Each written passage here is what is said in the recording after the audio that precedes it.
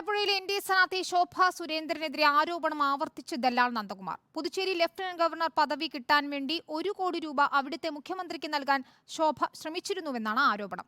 ഇതിനായി തന്നോട് പണം ആവശ്യപ്പെട്ടുവെന്ന് നന്ദകുമാർ പറഞ്ഞു. ആരോപണങ്ങൾ തെറ്റാണെന്നും പിന്നിൽ CPM ആണെന്നും ശോഭ സുരേന്ദ്രൻ പ്രതികരിച്ചു. ശോഭ സുരേന്ദ്രൻ DGPക്ക് പരാതിയും നൽകി.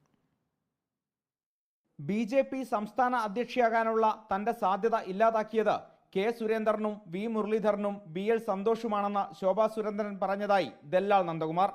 തുടർന്ന് ശോഭ പുതുച്ചേരി ലഫ്റ്റനന്റ് ഗവർണറാകാൻ ശ്രമം നടത്തി. ഇതിനുവേണ്ടി പുതുച്ചേരി മുഖ്യമന്ത്രിക്ക് 1 കോടി രൂപ നൽകാൻ ശ്രമിച്ചു. ഭൂമി വിറ്റും മറ്റുമാണ് പണം ഏർപ്പാടാക്കാൻ ശ്രമിച്ചത്.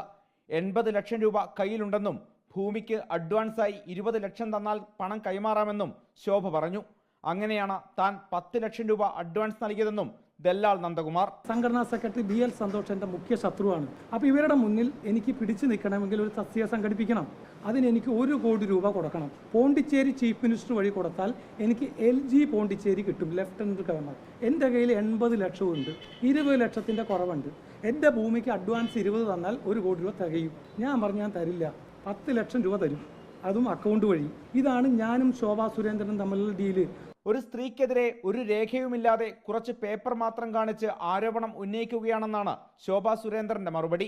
AM ആരിഫ് 3ാം സ്ഥാനത്തേക്ക് പോകുമെന്ന റിപ്പോർട്ടുകൾ വന്നപ്പോഴാണ് ആരോപണം ഉയരുന്നത്.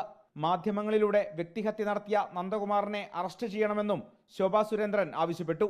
പൊതുപ്രവർത്തന രംഗത്ത് നിൽക്കുന്ന ഒരു സ്ത്രീക്കെതിരെ ഇത്തരത്തിൽ യാതൊരു രേഖയുമില്ലാത്ത ഒരു ആരോപണം, എന്നെ വ്യക്തിഹത്യ നടത്തി മാധ്യമങ്ങളിലൂടെ നന്ദകുമാറിനെ അറസ്റ്റ് ചെയ്യാൻ കേരളത്തിന്റെ DGP തയ്യാറാകണം എന്നും ഞാൻ ഈ സമയത്ത് ആവശ്യപ്പെടുകയാണ്. നടപടിയെടുത്തില്ലെങ്കിൽ DGP ഓഫീസ് ഉപരോധിക്കുമെന്നും ശോഭ സുരേന്ദ്രൻ പറഞ്ഞു. റിപ്പോർട്ടർ, കൊച്ചി.